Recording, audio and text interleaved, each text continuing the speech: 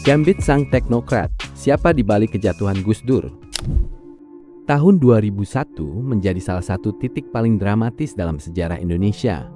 Seorang presiden yang terpilih secara sah harus mengakhiri jabatannya bukan melalui pemilu, tetapi melalui proses yang penuh tekanan dan kontroversi. Presiden itu adalah Abdurrahman Wahid, sosok yang dikenal pluralis, berani, dan sering mengambil keputusan di luar kebiasaan. Namun hingga hari ini, peristiwa pemakzulan tersebut masih menyisakan pertanyaan. Apakah benar ini murni proses konstitusional atau ada kekuatan lain yang bekerja di baliknya?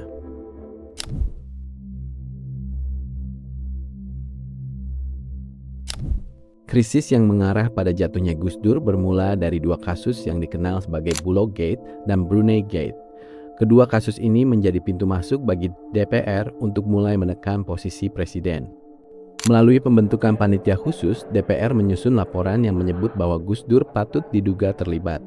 Namun istilah tersebut bukanlah keputusan hukum final.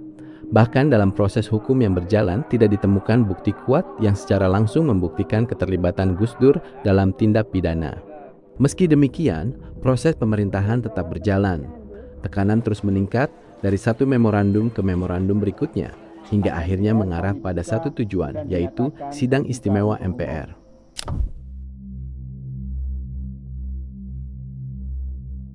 Yang datang berdatangan 47, apakah ada yang menolak? Proses pemakzulan tidak terjadi secara tiba-tiba. Di balik layar terjadi konsolidasi kekuatan yang sangat rapi di parlemen. Berbagai fraksi yang sebelumnya berbeda kepentingan mulai menemukan titik temu. Dalam forum-forum informal seperti lintas fraksi, arah pemerintahan mulai disatukan untuk mendorong perubahan kepemimpinan. Tokoh-tokoh seperti Amin Rais, Akbar Tanjung, dan Megawati Soekarnoputri berada dalam pusaran dinamika tersebut. Disinilah terlihat bahwa kekuasaan tidak hanya bergerak melalui mekanisme formal, tetapi juga melalui kesepakatan dan strategi di balik layar.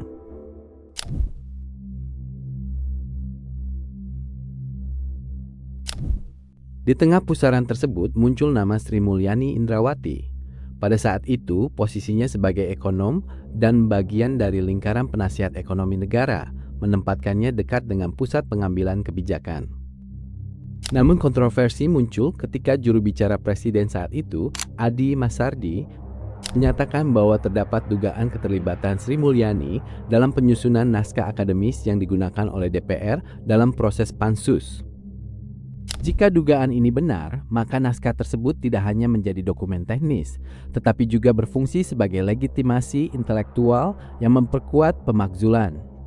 Meski demikian, hingga hari ini tidak ada dokumen resmi yang dipublikasikan untuk membuktikan secara pasti keterlibatan tersebut. Dengan demikian, posisi ini tetap berada dalam wilayah dugaan yang belum terverifikasi secara hukum.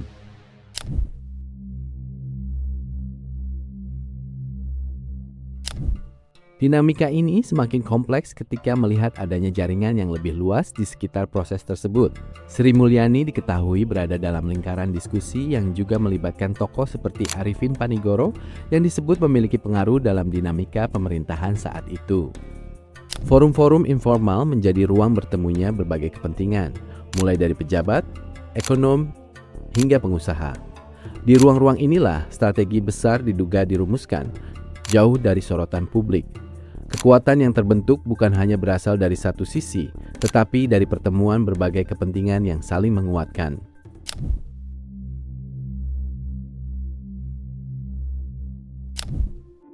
Situasi mencapai titik puncak pada 23 Juli tahun 2001. Dalam kondisi yang semakin tertekan, Gus Dur mengeluarkan maklumat yang berisi pembubaran DPR dan MPR. Dengan keyakinan dan tanggung jawab untuk menyelamatkan negara dan bangsa, serta berdasarkan kehendak sebagian terbesar masyarakat Indonesia, kami selaku Kepala Negara Republik Indonesia terpaksa mengambil langkah-langkah luar biasa dengan memaklumkan: 1. Membekukan Majelis Permusyawaratan Rakyat RI dan Dewan Perwakilan Rakyat RI. Namun langkah tersebut tidak mendapat dukungan dari militer maupun lembaga negara lainnya. Dalam waktu yang sangat singkat, MPR menggelar sidang dan memutuskan untuk memberhentikan Gus Dur dari jabatannya. Pada hari yang sama, Megawati Soekarnoputri dilantik sebagai presiden, menandai berakhirnya masa kepemimpinan Gus Dur.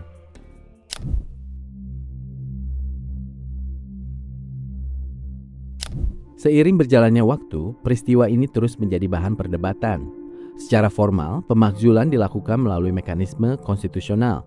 Namun, banyak pihak melihat bahwa proses tersebut tidak bisa dilepaskan dari tekanan yang sangat kuat.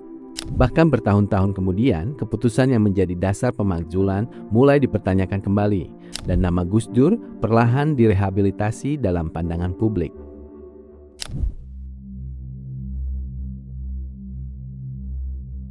Kisah jatuhnya Gus Dur bukan hanya tentang pergantian kepemimpinan. Ini adalah gambaran tentang bagaimana tanpa perbedaan jelas antara negara dan pemerintah, posisi presiden bukan dilihat sebagai bentuk pengabdian, melainkan sebagai jabatan kekuasaan. Kami